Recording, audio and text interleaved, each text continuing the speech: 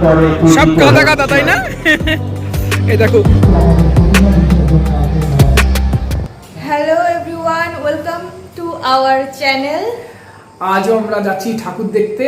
আজকে আমরা যাচ্ছি কৃষ্ণনগরই যাচ্ছি, আর আজকে জগদ্ধাত্রী ঠাকুরের দেখার দ্বিতীয় দিন। কালকে আমরা দেখেছি, কিন্তু কৃষ্ণনগরে এত ঠাকুর হয়, এত পুজো হয়, আর এত সুন্দর হয়, একদিনে পুরো কৃষ্ণনগরের ঠাকুর দেখা সম্ভব নয়। আজকেও হয়তো সব ঠাকুর দেখতে পারবো না, যতটুকু পারি ততটুকু। তবে এবার জগদ্ধাত্রী পুজোটা নষ্ট করে দিচ্ছে বৃষ্টিতে। কারণ আমরা কৃষ্ণনগরের মানুষ বা নদিয়ার মানুষরা জগদ্ধাত্রী পুজোকে প্রচুর এনজয় করি। আমাদের নদিয়াতে দুর্গাপুজো, অ্যাকচুয়ালি কৃষ্ণনগর সারাউন্ডিং এরিয়াতে দুর্গাপুজোর থেকে জগদ্ধাত্রী পুজোতে আমরা বেশি আনন্দ করি, তাই না?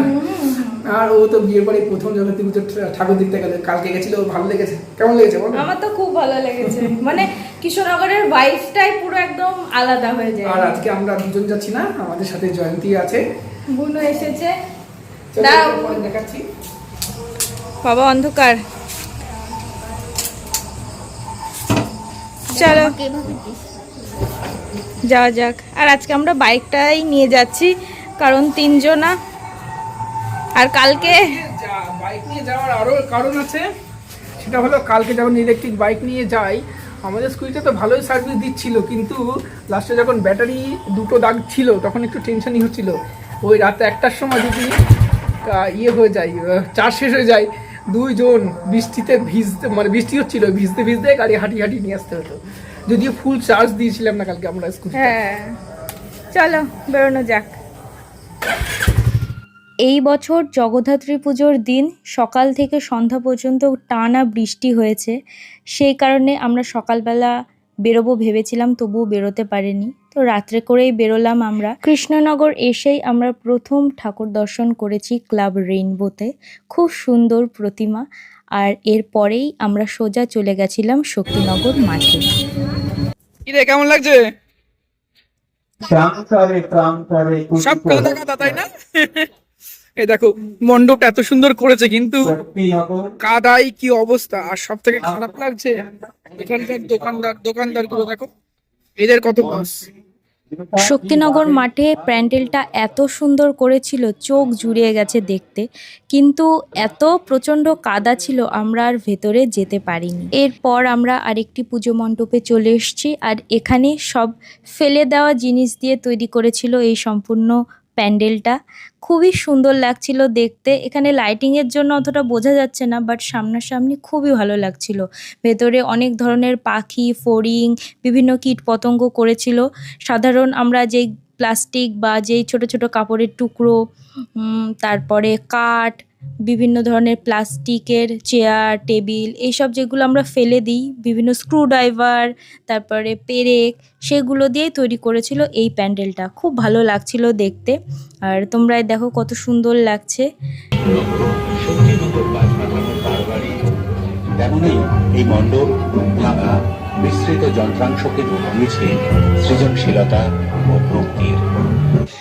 এখানে ফেলে দেওয়া রড দিয়ে কঙ্কাল বানিয়েছে, খুবই কিউট লাগছিল দেখতে, ওই জন্য একটু ছোট্ট ছবি তুলে নিয়েছি। এরপর আমরা আরেকটি পুজো প্যান্ডেলে চলে এসেছি, আর এখানে করেছিল পুরনো বাড়ি। সত্যি কথা বলতে সামনে থেকে আমি হট করে দেখে ভেবেছি কি এটা কোনো সত্যিকারের বাড়ি হয়তো। যাই হোক, এখানে এত বেশি ভিড় ছিল আমরা আর ভেতরে ঢুকতে পারিনি। আমরা প্রায় 40 মিনিট ওখানে দাঁড়িয়েছিলাম লাইন দিয়ে, তারপরে পরিস্থিতি দেখে আমরা বেরিয়ে চলে এসেছি। এরপর আমরা এসেছি বউবাজারের ঠাকুরটা দেখতে, মা মহেশ্বরীকে। আর এখানকার প্যান্ডেলটা খুবই সুন্দর করেছে, মানে যতগুলো প্যান্ডেল আমি দেখেছি আজকে, তার থেকে সবথেকে সুন্দর লেগেছে আমার বউবাজারের প্যান্ডেলটা। এই প্যান্ডেলটা সাধারণত ছোট ছোট কুঞ্চি বাঁশ এগুলো দিয়েই তৈরি করা হয়েছিল, দেখতে অপূর্ব লাগছিল সামনে থেকে। এরপর আমরা প্রতিমা দর্শন করলাম, আর এখানে ভিডিও করার কথা আমাদের মনেই ছিল না, সেজন্য ফটোই অ্যাটাচ করে দিলাম।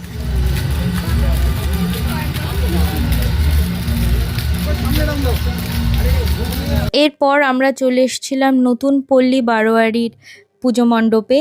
এখানে খুব সুন্দর প্যান্ডেল করেছিল, আর পুরো প্যান্ডেলটা ছিল পাখির বাসা, পাখির বাসায় ভর্তি।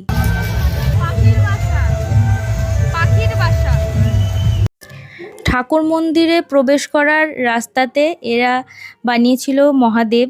মহাদেব জলের মধ্যে বসে ধ্যান করছে আর তার জটা থেকে মা গঙ্গা বয়ে যাচ্ছে, এটাই করেছিল। বেশ ভালো লাগছিল দেখতে, এখানকার থিমটাও খুব সুন্দর আর পরিবেশও খুব শান্তশিষ্ট ছিল।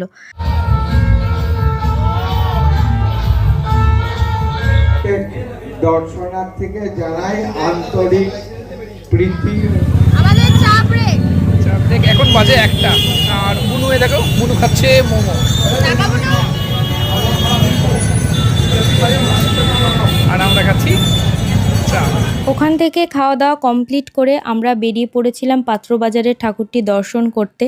আর এটাই আমাদের এই বছরের শেষ ঠাকুর দেখা, কারণ অনেক রাত হয়ে গেছিলো আর বাড়িতেও ফিরতে হতো। প্রচণ্ড ভিড় বেড়ে গেছিলো, এত রাত্রেও, রাত তখন 2:30 বাজে, প্রচণ্ড ভিড় ছিল কৃষ্ণনগরে, সেই জন্য আমরা আর লেট করিনি। এখন 2:17 বাজে, এখন আমরা ফিরলাম, অনেকটাই দেরি হয়ে গেছে কারণ প্রচুর ভিড় ছিল। আর এই বড় বাইক নিয়ে কৃষ্ণনগরে যাওয়া খুব মুশকিল, বিশেষ করে হাতের ক্লাস ধরে ধরে আমার হাত ব্যথা হয়ে গেছে। আর তো আর কিছু বলার নেই, প্রচুর ভিড়টা এত একটু কম হলে আরো বেশি ভালো লাগতো ঘুরে। কৃষ্ণনগরে জগদ্ধাত্রী পুজোয় ঘুরতে হলে হেঁটে হেঁটে ঘুরতে হবে, কষ্ট হবে কিন্তু অনেক বেশি মজা হবে তাতে, এটুকু মনে হয়। আমাদের তো উপায় ছিল না, বাড়ি থেকে গেলে তো আর হেঁটে হেঁটে ঘোরা হবে না, বাইকে করেই ঘুরতে হবে। আর এত রাতে নিশ্চয়ই গাড়ি পাওয়া যাবে না বাড়ি আসার জন্য, ফলে বাইকই একমাত্র ভরসা। যাই হোক, মজা করেছি, কষ্টগুলো অনেক মজা হয়েছে। আজকের ভিডিও আমরা এখানেই শেষ করছি। ভিডিওটা ভালো লাগলে একটা লাইক করে দিও, নতুন হলে চ্যানেলটা সাবস্ক্রাইব করে আমাদের সাথে থাকো। টাটা, দেখা হচ্ছে নেক্সট ভিডিওতে।